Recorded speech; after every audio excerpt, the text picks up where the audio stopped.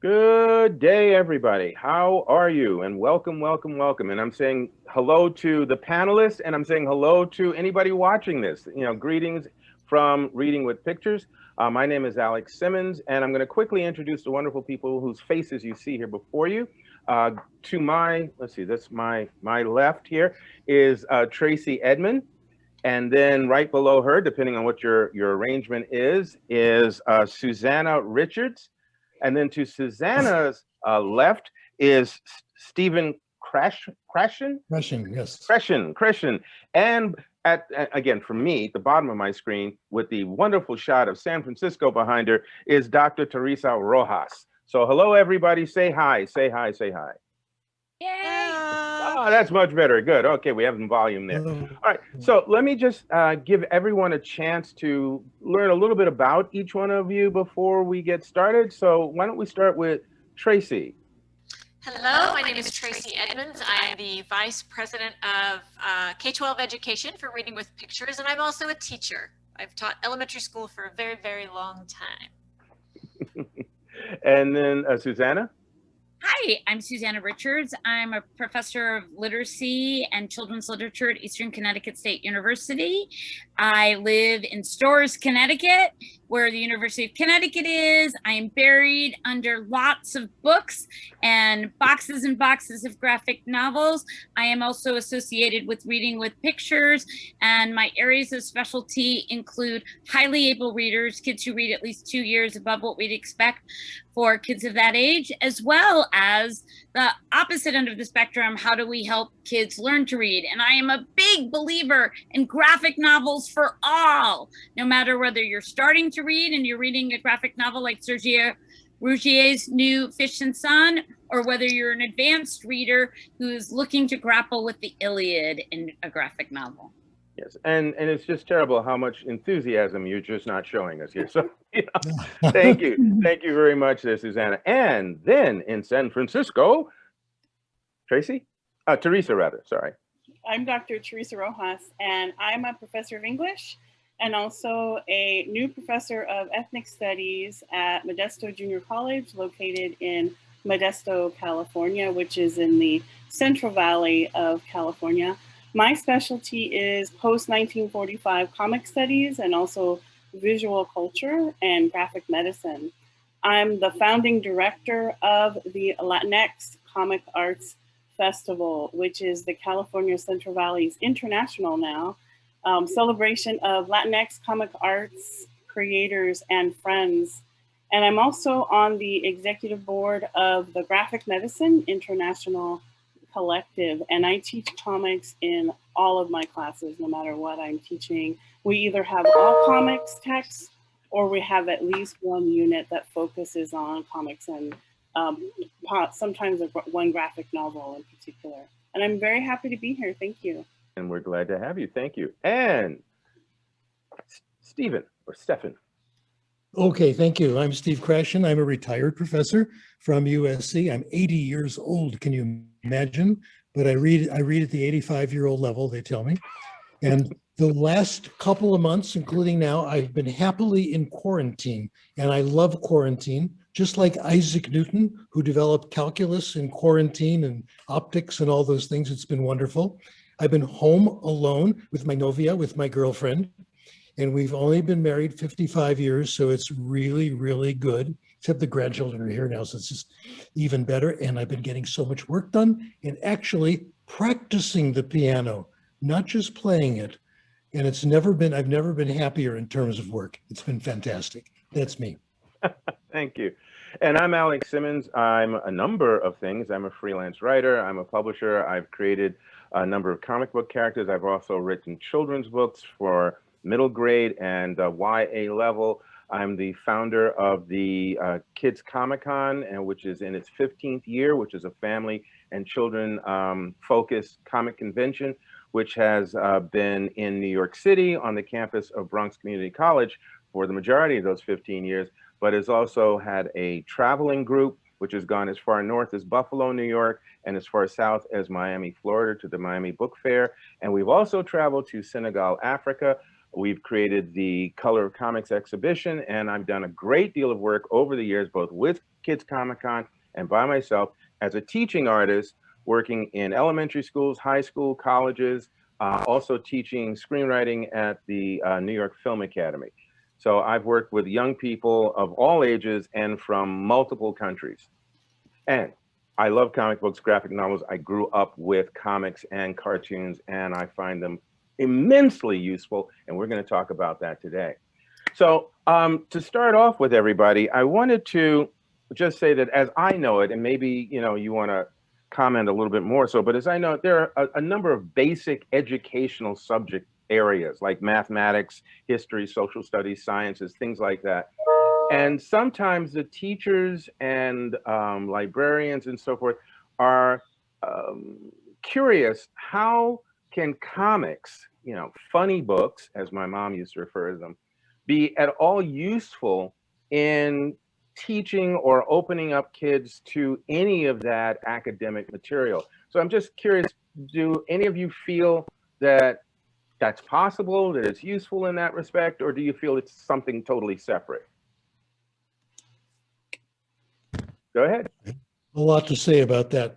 Yes, the last 20 years, the field has come up with a lot of good stuff that says, yes, yes, yes. We seem to have frozen, Stephen. Better, Donald Trump. Oh no. You were frozen for a moment there. Could you start again, sir?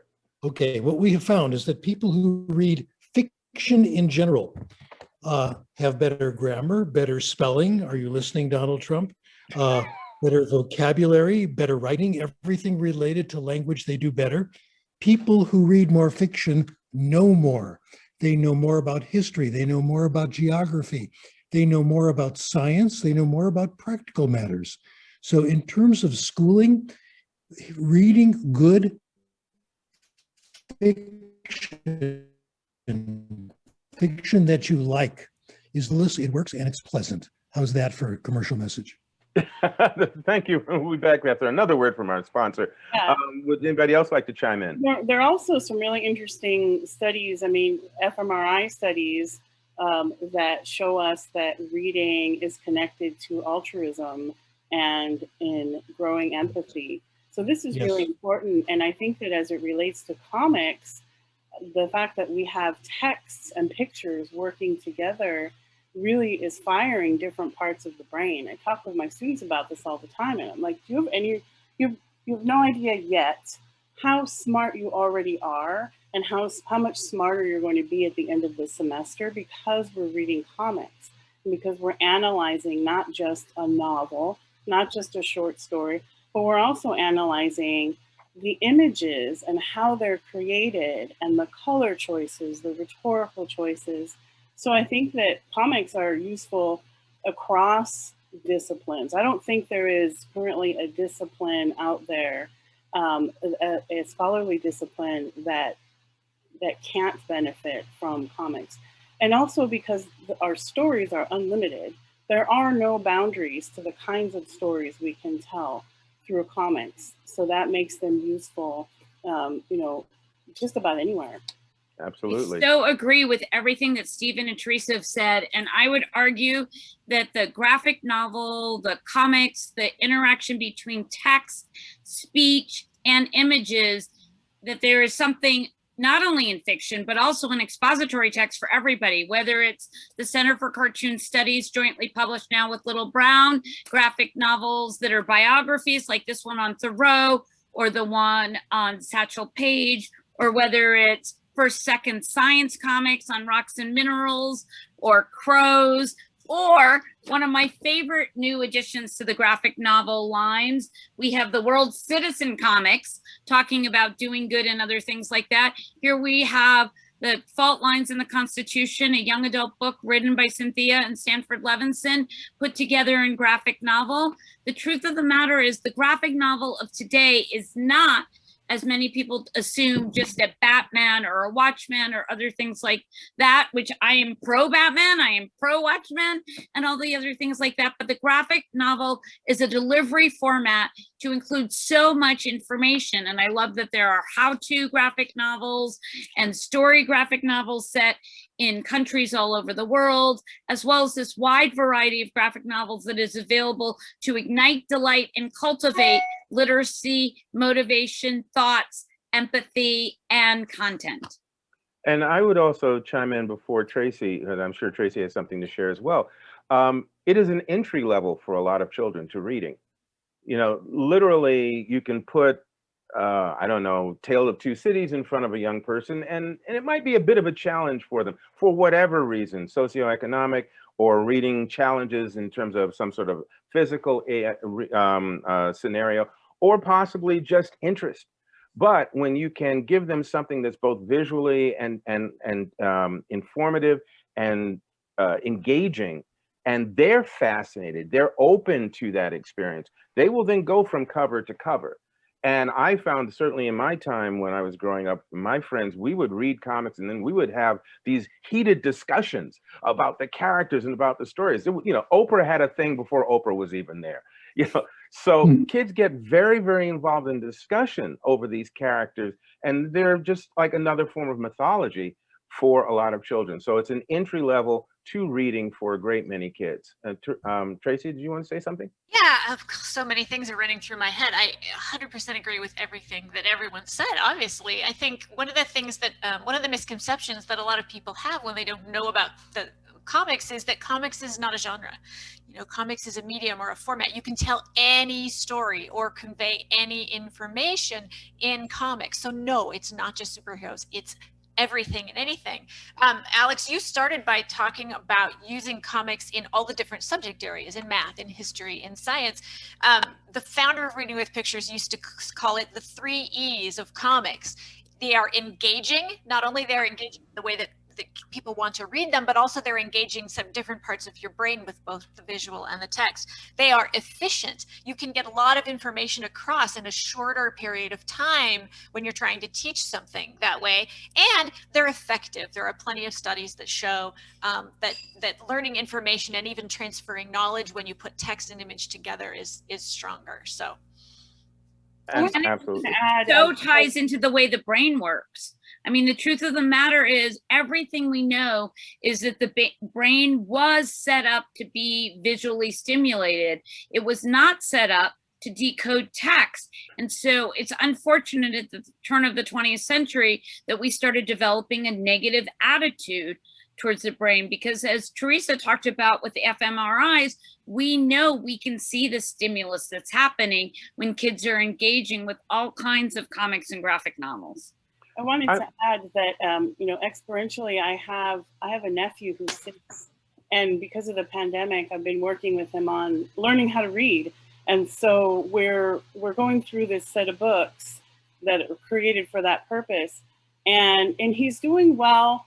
He's a basic reader at the moment, but when he gets a hold of my comics, when he's over, and some of them are scandalous, so I have to make sure that now that I know he's accessing them, he knows the spot, right? But he can't read those words yet because they're a little too complicated, but he will sit there. When we're tutoring, he's ready, he's done, you know, he's like, aren't we out of time? He says to me, are we out of time? Like, no, not yet. But when he's sitting there with the comics, with those single issues of whatever, especially Spider-Man is one of his favorites, but really anything, he will sit there for an hour just paging through, and he makes up his own stories because he cannot read that complicated text yet. He is making up his own stories, and I'll have him tell me what's going on, what is the story. So he is creating, right? He's creating narrative, and he's only 6, and that is prompted. The comic in that case is the catalyst for that kind of meaning making, and I really love that. And actually, you've just sort of hit on something that I wanted to explore a little bit. We can speak in generalities and pull up data to back that up. But I'm curious, do we have, or individually, any one experience that stands out in your mind that helps underscore and illustrate how well this works? I know that there are a lot of different things, and we are just beginning to have a larger body of data where the body of data on reading would fill up, you know, all of a large building at the University of Connecticut, the body of data on graphic novels is a little bit smaller, but we have so much anecdotal data. And we know that an analysis of comics and graphic novels, the vocabulary is richer, the sentence structure is richer. We know that kids who, for example, in an AP English class where the students only read graphic novels across all different kinds of genres, because as Tracy said, they're a format, the kids actually scored statistically significantly better than kids who are in a traditional AP English class. And this was just, you know, it hasn't been written about yet, but we know that that is true. I know that as a person who works with a wide range of readers, using tune books, for instance, with the kind of reader that Theresa is describing, who is ready for graphic novels and other things, versus a highly able reader, that these readers have a better comprehension of logic, that they have better inferential comprehension, that their literal comprehension is based on putting together the images as well as the text, and that their motivation, as a lot of my colleagues here today have said, is greater as a result of the delivery format. So the truth of the matter is that in my personal experience in working with readers for over the last 30 years, I think I'm hitting 30 years. I'm just about hitting 30 years. The truth of the matter is that my students want to look at the role of graphic novels as teachers, as learners, as readers, and most importantly, as thinkers and doers. And entertainment too. Yeah. Tracy or Stephen, do you have any examples? Yeah, I was funny that Susannah, you mentioned tune books, because the example that the experience that showed me that this was somewhere I wanted to be and what I wanted to work with has to do with a tune book. I had a group of boys, they happened to be all boys, that were in a very structured and step-by-step reading program. And one of the boys in the program, he was in 3rd grade and he did not know any letter sounds, could not decode any text at all. He was illiterate. He would do the program dutifully and he did the best he could, but he did never want to pick up a book. So I brought in a basket full of comics and graphic novels, and the kids picked them up and they loved them. They were showing each other pictures in them, and so he picked up a book. After a while, you know, he came up to me and he had a tune book, which is this very simple, there's only a few words in each balloon. And he said, I want to read this book. So I sat down with him and I told him what the words were in the book. He already could tell me what the story was because he could follow the images and he could read. So he's learning reading skills, right? He's learning left to right. He's learning about sequence. He's learning about characters, all of these things. And by, I'd say 2 weeks later, he came up to me, tears in his eyes, and held it and said, I read the book. I read the book. This kid is now a reader on his way to success. And for me, that was like, that's it. Yeah. This is where we need to be. So that's my my inspirational story. He wanted to write a letter to the author. So I would write his words on the chalkboard and he would copy them onto a piece of paper. We mailed the letter to Frank Camuso and he wrote back. Oh, and it was such a magical experience. Excellent. So, yeah. Excellent. Stephen? Oh, you're frozen, Stephen. I want to mention, related to what Tracy just said, this is really important. No, I'm a college professor, so okay. I really live in the real world. I'm not sure if we're yeah, Stephen, you're going in and out, so I'm going to let Theresa talk for a moment while your signal, you know, sort of readjust. Because it just reminds me that so much of what we're reading, most of what we're reading in comics, particularly more modern ones, the contemporary ones, we're dealing with living creators. And so when our students and when our readers discover that they can actually reach out, particularly with social media, and contact these folks and just say, hey, I really like this book. So I always encourage my students to do that. And I tell them, you might not get a response. You might even get a response that you're not terribly happy with. Just be prepared.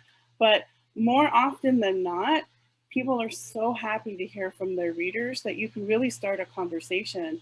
And I've had so many students come into my office and say, you know, so-and-so actually responded and now we're friends on Facebook, and now they get so excited. But that gets them to keep reading, and it gets them to read more. They're asking for recommendations, and they also feel like they know celebrities, right? Because they know published authors, published creators, and that's really exciting for them.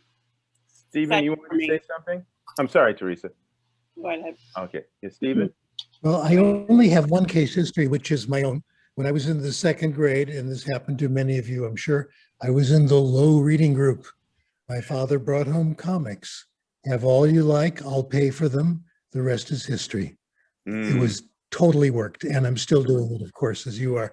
But I do have lots of research evidence that comes to exactly the same conclusions. Kids who read comics read more than other kids. They have better vocabularies, all the stuff that you know about. Right. I have a couple of quick stories. One, because I mentioned earlier that I do I'm one of the co-founders of the Kids Comic-Con. And this is a family and children's focused comic convention every year.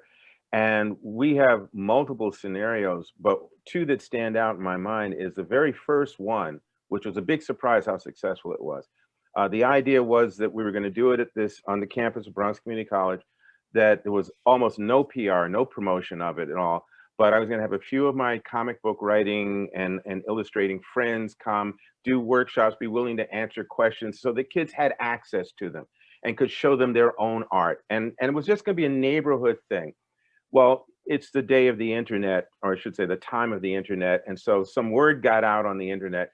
And instead of like maybe 50 people showing up as patrons and maybe 15 artists being there, we had 45 publishers and artists who attended with tables and their paraphernalia and their books and everything. And they did workshops and all that. And we had somewhere between 800 and 1,000 people came, including 2 librarians who flew in from Chicago, right, for that one-day event. But the thing that really sort of just made it even more amazing was anywhere you looked, you could see kids from age maybe 6 to 19 sitting somewhere or standing somewhere. One kid was sitting under a table reading the comic book stories. There was a busload of kids who came who had no English, and they were able to look at like Owly and some of these other books that don't have words, but the pictures tell the story, and they're just riveted and discussing what's going on. So that was very exciting. When the event was over and the last patron had left, I turned around to, start coordinating everybody, breaking down and stuff. And the artists and the writers were dancing in the aisles because they were so excited. The kids had talked to them. They had asked questions. And the most popular question of any artist, black, white, young, old, male, female, male or female, was, how do you do this? Or how do you write stories? How do you make up stories? How did you come up with this idea? I have ideas, I make it. So this whole dialogue was going on throughout the building. So literally the arts, and comics is definitely a form of the arts.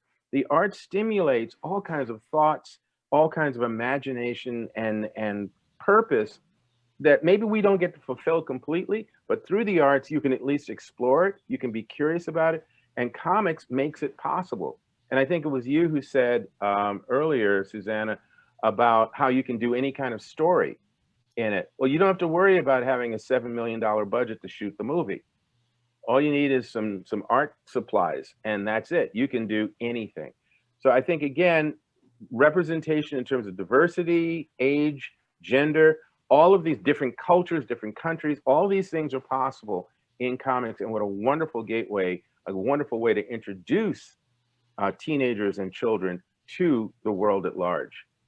I had another question here. And I speculated about this just before, when we're in the green room, I speculated about this. Why do you think there has been, shall we say, putting it sort of politely, resistance to using comics and graphic novels? What's the pushback from? There are 2 things going on. About 150 years ago, there was a big pushback against fiction in general. librarians kept, one article was called "The Evil of Unlimited Fiction." Fiction leads to bad habits and lack of discipline and not being able to focus. In fact, children shouldn't be reading so many books. That was the problem. Then, of course, we had Seduction of the Innocent, which came out in 1954, Frederick Wertham. Most people who are listening to this know about this, that comic books leads kids to delinquency and poor work in school, etc. I read the book, I wrote a review, so many of us did. They would say things like, little Johnny got in trouble with the play, a source of delinquency. They go to his bathroom, they find toothpaste. Comics were in everybody's room, 90% of kids. And it's taken us time to overcome this prejudice against fiction in general and comics in particular. We had the comic book code, etc. So I think we've done very well considering the movement against us. And we've won because of the excellence of comic books, because of the Marvel Company, because of Stan Lee, because of superheroes with problems. It has been absolutely a huge victory for literature in general, I think. Anyone else want to comment on that? I think there's this sense of people just don't know any better. And I'm very fortunate that I'm at an institution that is super open to innovation. But even given that, it was a very weird thing when I went to my dean to say, hey, I want to bring an entire festival of comics to campus. She was just like, well, if you think you can do it, she's very supportive. She was like, if you think you can do it, I trust you, but I don't know what that even looks like, right? She's not familiar with conventions, anything like that. And even some of my colleagues were just like, we know you teach comics, because now I'm sort of known as the comics professor on campus, which I think is silly because I know lots of other people who use comics in the classroom. But once we had that festival live and people were coming to meet creators, and particularly in my community where it's a Latino festival, it's highlighting Latino creators, and we have community members and we had faculty and we had students seeing creators who look like them, then all of a sudden it's as though you could see light bulbs going off everywhere, or I should say on everywhere. And I had folks coming to me, students saying, I have no money left. I bought all of these things. This is your fault. I had faculty members coming up to me saying, I had no idea I could. They're like, did you know there's a graphic novel called Cuba, My Revolution? I'm like, yes, as a matter of fact, I do. I can use this in my class. I'm like, yes, of course you can. And the discovery, seeing the discovery, to me, that's very revealing that there is this sort of the reputation of comics as silly or childish and whatnot sort of precedes all of the knowledge. But once people can kind of get past that and reach out and see what's out there, see what's available, and let go of any fear of fiction, right, that they might have, it is so eye-opening. And so I'm really happy that I'm part of that, of this new movement, and also this movement toward representation, much better representation that's so important. I think there's so many things that everybody said that are so important, but I want to kind of focus and expand on this idea of innovation. So often graphic novels and comics have actually been the first to bring into the general vernacular terminology, characters, whether they be BIPOC or LGBTQIA, that they have literally pushed for normalization in so many different ways. They've been innovative, they've explored topics, whether it's Doctors Without Borders, illegal, they've looked at different types of communities and other things. While I have a tendency to gravitate to, for lack of a better term, the serious graphic novel, of which I have, will spend my entire life reading so many because there's so many to read. The truth of the matter is that the creators of graphic novels, the creators of comic books, have pushed and seen boundaries, be toppled more probably so than any other literary format or genre, because they are so open to the possibilities. And when I look at, and I just like think about Jerry Craft, of course, winning the 2020 Newbery Award for his New Kid, and then of course having its companion novel Class Act. When I think about Jean Lun Yang with American Born Chinese, when I look at the photographic graphic novels, or Raphael III's Slow Riders in Space, or the graphic novelization of classic books, whether it's Pride and Prejudice or Beowulf or other things, the truth of the matter. Octavia Butler's book too, Kindred. Yeah. Yeah. There's no boundary. There is no boundary. There's no size. There's no number, number of panels. When you think about, I mean, some of us really believe that our love of graphic novels, mine started with In the Night Kitchen with Maurice Sendak's In the Night Kitchen. That's the first graphic novel I ever experienced. And there were so many ways in which that pushed boundaries. And it still manages to make itself on the censored list from time to time. Yeah, and that's something that comes up a lot when we talk with teachers and librarians, is the idea that it's much easier to quickly find and object to a picture or a panel inside of a graphic novel than it is to find something within an entire text work that a parent might be upset about their kid reading. And so graphic novels do tend to pop up on challenged book lists a lot more often, just because it's much easier for people to object to something because they can find it a lot quicker. So something to keep in mind when you're choosing books for your students. And I think it's key too that you just said that too, because we're talking about graphic novels, and I think all of us here are thinking of the better quality material. There are some that would not be appropriate, either because of the quality of them or the extreme subject matter that would be maybe inappropriate for certain ages, or that people would have to make their own judgments about. But I think in general, there's quite a lot of material that one can choose from. And again, going back to my earlier statement about the different academic disciplines, history, I mean, when I was coming up, we didn't refer to these as graphic novels, we referred to them as comic books. So, again, either World War II or the American Revolution, that there were fictional characters that were living out these adventures. And so, yeah, I'm getting some of this information in school, but then I'm reading about Tomahawk in DC comic books, and I'm reading about the American Revolution there. And it's just sort of, it helped bring it alive for me. Yes, it's fictionalized, but I could take the factual information I'm given and then add it to these pictures and feel more like I get it. I know why this is happening. I know what was going on there. Oh, and this is when George Washington was such and such. So these are things that were inspiring or intriguing to me at that age. And now, as you guys have pointed out, the material is so much richer. There's so much more diversity. There's so much more inclusivity, and the boundaries, as you said, the boundaries are being pushed beyond. And I think in particular of Will Eisner's Contract with God, right? And some of these, they're human stories.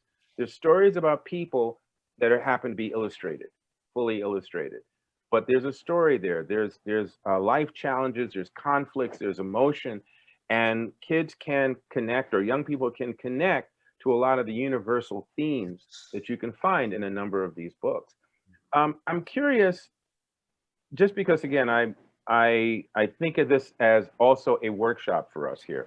So if you were to suggest a book or a graphic novel that a teacher could use in a particular subject, what would you suggest?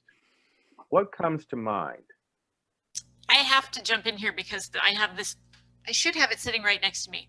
I actually asked Scott McCloud, who's quite an expert. He's written some really great books on comics. And I said, what would you give to someone who's never read a comic before? And everybody always asks this question, what book would you give to them? And usually the answer is, give them something that they like. But he came back to me 10 minutes later and said, I'd give them The Arrival by Sean Tan. Yes! Now this is this is a word, like you don't have it sitting next to you, do you? No, but there's an exhibit at the Eric Carle Museum, which is called Speechless, The Art of the Wordless Picture Book. And there are probably 7 original Sean Tans that I stood in front of on Sunday with So David jealous. Wiesner and David Macaulay looking at. So yeah. So jealous. So this Yeah, is Scholastic, Arthur Levine, published by Scholastic. And I agree that The Arrival by Sean Tan. it's an amazing book. It's a wordless book, so it's sequential art, and it's a story of immigration. It's a story of a man who leaves his family and goes to a new place, but it's a fictional place, so that everyone can sort of imagine themselves in that same situation. It's not specific to any one culture, and it's brilliant. And what I love about it, several things. One is you won't rely on the words because they're not there. You'll have to read the pictures so you'll understand what graphic narrative is about. And the other thing is it works with every reader from preschool to university level. Everyone can enjoy this book in their own way. And so I would say that if you're going to start with something, that's a really great place to start. It would fit in any study of the comics format. It would fit with any study of immigration or fiction or visual art. It would really fit in a lot of places. And so that's usually my number one recommendation. Cool. Very cool. And again, Theresa, could you try and be, not Theresa, I'm sorry, Susannah, could you try and be a little more enthusiastic? Okay, really, this low key adage is just not working for me. Anybody else have a suggestion? Because I have Oh my one. God, I have to admit, I love being on panels with everybody, but Tracy too. Like, I'm such a nut about all of this. So I really think that something that Tracy said, which I think is really important, while I totally support The Arrival in every way, I do think it's about finding a kid's interest. So if the kid is interested in spiders or the brain or the plague or immigration or photography, I have found that I have yet to not be able to find a graphic novel related to a kid's interest. And whether it's the new I Can Read graphic novels like the one by Sergio Ruggier that I mentioned earlier, Fish and Sun, or the Toon Book graphic novels, or the First Second graphic novels, or like right now, I'm super excited about a graphic novel I read last night that is on the new Etch imprint from Houghton Mifflin Harcourt called In the Shadow of the Fallen Towers. The seconds, minutes, hours, days, weeks, months, and years after the 9/11 attack, written and illustrated by the great Don Brown. And so for some kids, this is going to be my entry point in the fall for obvious reasons as we celebrate the 20th anniversary. But I also think that sometimes, that we can use a graphic novel that makes something less, that deep, less intimidating. And maybe it's a manga version of Macbeth, or maybe it's, of course, Raina Telgemeier's, Guts or Smile or Drama. So the truth of the matter is that all graphic novels are the most complex forms of text that most children and young people and adults will ever read. We should just accept that and move on. And that it's about recommending something. And, it's about recommending. I will say that 25 years ago, when I asked a colleague, I said, I need to read my first graphic novel. What should I do? And she just handed me Scott McCloud's Understanding Comics. And I read that graphic novel about comics so that I could then grapple with something. Even though I had read Mouse, and I had read, I think pretty soon after that, I read Persepolis. But Mouse was the only graphic novel that I had been engaging with prior to becoming an educator, and I had engaged mostly with comic strips versus in cartoons versus comic books. Mm-hmm. So. Okay. Theresa? Yeah, for me, first of all, I want to say, if someone asked me, what should I read? I would say, first of all, find out where your local comic shop is. Go to the comic shop and support them. Walk in there, speak to whoever's at the counter, tell them what you're into, and then let them help you find something to start with. I find that comic shops in general, if they are unfriendly, walk out and go to another comic shop. But for the most Yeah, part, right. Don't spend your money they there. are lovely. Yes, if they're not Yeah. friendly, don't spend your money there. We have a local place called Invincible Comics, and I've been working with the owner there, Sean, since the day I got to Modesto. And it's just a wonderful experience. I send my students there. But I would, so I would encourage everyone to read some Archie comics. Those were when I was growing up, I read, Archie and at the time Casper and Richie Rich. But there's so many, Archie comics are so referential now, and there's so many creators who were influenced by Archie comics, and Archie comics are still going strong. They came back in the last 5 years. They never really went away completely, but in the last 7 years, there's a lot of cross media happening, and there's a modernizing of the books that has happened, and they're just fabulous.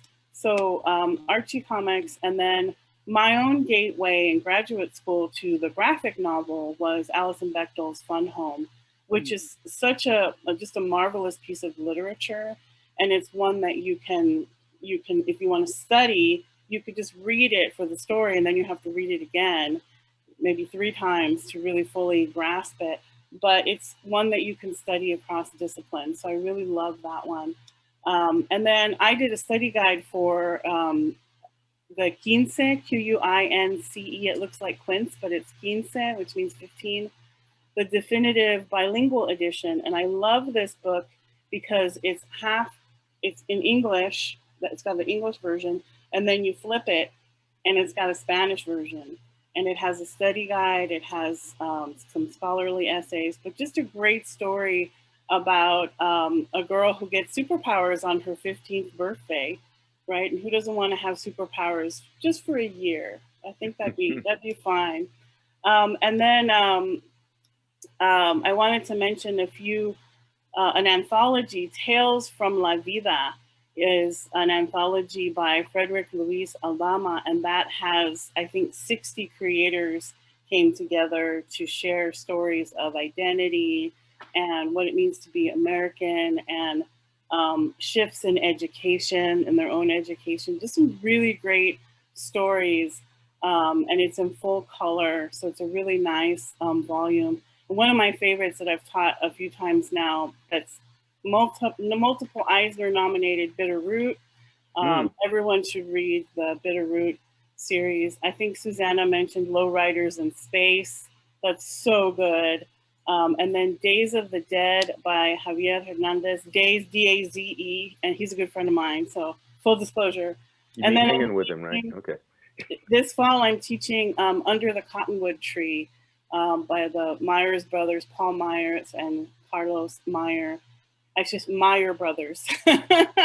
And they're super, super nice, but this is, folklore, Mexican-American folklore. It's just this beautiful graphic novel that I taught for the first time this past year. And my students were like, where do you find these things? Where did this come from? And I love that. So I'm like, the very, very last thing I want to mention is a new graphic novel that's coming out. I think the Kickstarter campaign is going on right now, and it's called Dia, D-I-A, de Consuelos, C-O-N-S-U-E-L-O-S, and I was asked to edit that, so I'm working on that right now. And it's Dave Ortega interviewing his now, I believe, 100-year-old grandmother about her experiences of childhood in Mexico and the US and crossing borders. And he's finishing that up. I think it'll be out in November. And as I'm reading it, it's so rich because the language that's being represented is Spanish, but the read is in English to make it easier obviously for English readers. But I can see that becoming also a Spanish language graphic novel in the very near future, because it really lends itself to that. So those are, if you ask me for one, you're going to get 10. That's pretty much. That's okay. We'll be back after a word from our sponsor. No, we're getting close to the hour, so I just want to give Stephen a chance to see if he wants to suggest something, and then I have one I want to throw in, and then I have one more question. So we'll have to do this quickly. Now, everyone has to find their own path, of course. I've been fascinated by the idea, a new one. I thought of it. Everybody's different. We have different talents, different interests. The goal of education is to find your interest, and then that's what you're reading in. So, and everyone has basically said that. Find out where the child is going, where the reader's going, turn them loose, and they will go deeper than you ever thought. So each child is going to be a little bit different, which is why you need a lot of them. You need a library of thousands of these books so kids can self-select and tell each other. Absolutely, absolutely. I'm just going to quickly say two little things. You've all mentioned some great graphic novels, and a number of them are very thought-provoking. But I'm also going to give a little nod to the action-packed stuff because one of the things I teach and have for years is a workshop I call Sci-Tech Heroes, where I show in the workshop, I show kids or teens or adults how we take science fact and turn it into science fiction within comics and so forth. So Iron Man's great. Any Iron Man stories, any stories where there's technology involved, it's great because, yeah, however fantastic you can go with these fictionalized characters, there's a scientific principle involved. And someone's just gone, well, what if such and such could do such and such? So even, if we talk about technology in terms of equipment, that's Iron Man. We talk about Storm. How does she generate and control electricity through her body? Well, one tiny concept is, well, there's electricity in the body to begin with. So what if her mutant ability is heightened by blah, blah, blah? So we can look at these comic book characters that already fascinate and engage kids already and use that as a springboard into the sciences, for instance. Certainly, again, any kid who's interested in building stuff, then there's a whole nother, in terms of the structures of, and I've done this with certain, like the Bat Cave and certain other things, where kids will take household items and begin to construct. You have to do measurements, and you have to do scale, and you have to do design. And again, the kids become fascinated with, wow, I can make this. And that can translate eventually into, because again, people tend to think, well, if you're going to do comics, then that means you must want to be a comic book writer or you want to be a comic book illustrator. Not necessarily. The ability, or I should say the superpower of imagination works across the board. There are Fortune 500 companies that pay really great salaries to people to think outside the box. And what do kids with great imaginations do? Think outside the box. So ultimately, I think that, as everyone has said, finding out where the kids are and what they're interested in and finding the material that is organically engaging for them is great. But the same thing for librarians, the same thing for teachers. Whatever your target or subject or topic is, find the material that organically supports that and will connect with your students and your potential library customers, and let them enjoy it with you. That's another big thing. I've had one quick situation where there was there's a museum here in New York City, which had a display of original paintings of children's book covers. So they had in the center of the room a stand with all the books, and then around the walls were all the paintings in different mediums. Some people had done it in collages and oils and watercolors. And as a 5th grade group of boys, African-American boys, going around with their teachers, and I'm condensing the story. I'd given them a list of questions and things so it could be an interactive process. And at one point I saw a teacher so excited, just giddy over this painting she's talking about. And there's like 5 or 6 boys just galvanized with her energy, and she's pointing things out, and she sees me watching, goes, oh, I'm so sorry. I know I shouldn't have. I said, no, exactly the opposite. Exactly what you're doing is perfect, because they're enjoying your enjoyment and you're connecting with them. They're getting it. And she said, oh, I can do this. Absolutely. Within about another 10 minutes, she had another like 5 or 6 kids trailing her around there, exploring the art. So art stimulates, it pulls people in. Comics have both art and text. It's a wonderful marriage. And I think we all can benefit from using it as one more tool in the efforts to educate. One last question for everybody, and we can do this really sort of quickly. If you can give us one sentence or 2-sentence answer. We're in a global world now. We're so globally aware. We're connected to so many countries. We get instant news about what's going on in small places around the globe.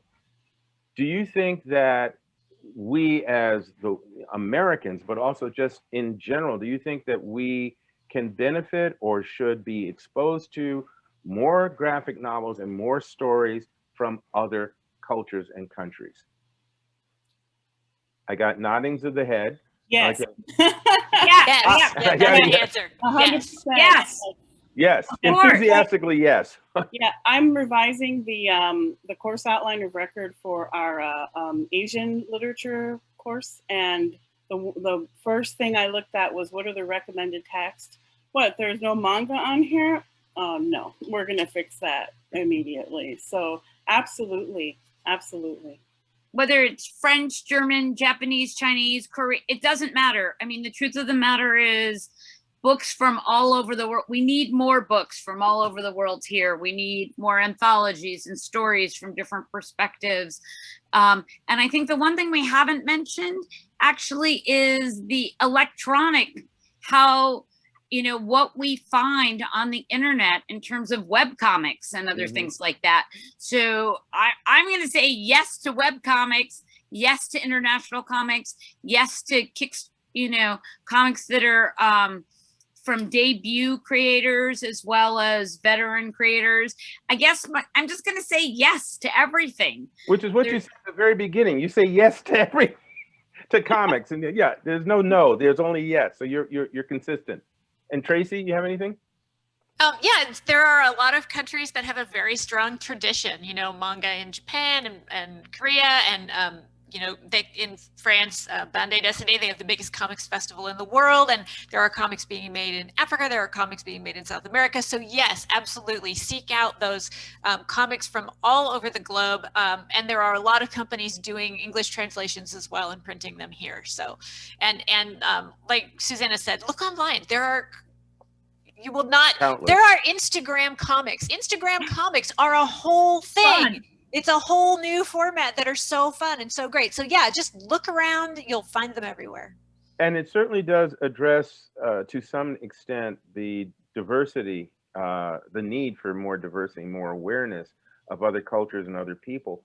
Because if you're insulated, you're only exposed to X, and X is all you'll know, and you can easily become irritated or shun Y's and W's and so forth. But if you are exposed, especially at a younger age, to the wide range of possibilities out there, it just opens you up more, and it makes some of the nonsense of closing off more apparent. So I think, again, it's a wonderful thing that so many opportunities do exist for us to read and to enjoy comics and graphic novels. Is there anything in closing that any of you would like to say? Yes, Stephen. One brief one. We've been making some progress in the area called heritage language development. Children who grow up, say, with 2 languages, but lose their home language because of the power of English.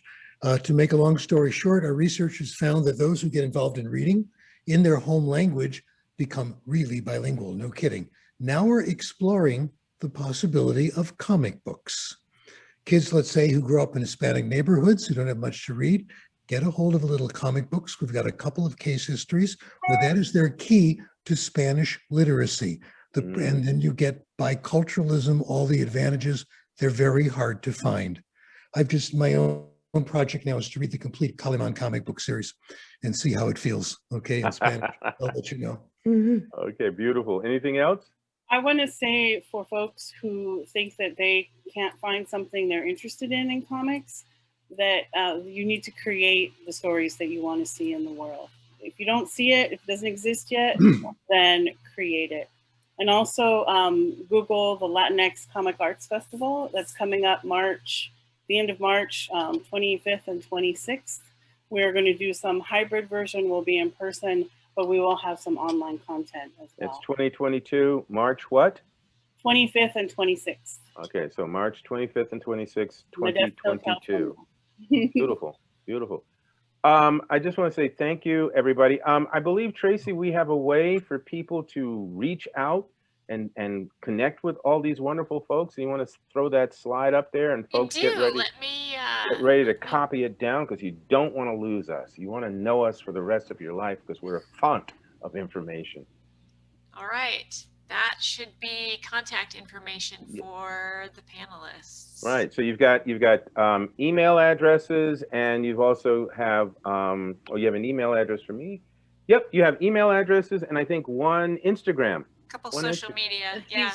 Yep. So you have some social media, and you have some email addresses. So you can definitely find us one way or the other, or contact Reading with Pictures. Absolutely. And, you know, we'll also absolutely happily put you in touch with anyone you need to know, or share any information we have that you might find useful. Now, let me take out the word might, that you will find useful. Okay. I want to thank everybody for this wonderful panel, Tracy and Susannah and Stephen and Theresa. Thank you so much for your time and your expertise and your insight and your energy. You know, and let's do this again, probably in about 20 minutes. No, let's do this again sometime. Okay. And thank you, everybody. Alex, for putting it together, and Tracy for shepherding us. And I agree. Reading with Pictures has a huge amount of resources and opportunities out there. And remember, I'm going to like stand up and show you my shirt. Reading comics is reading. That's right. You're here. Okay. Bye, everybody.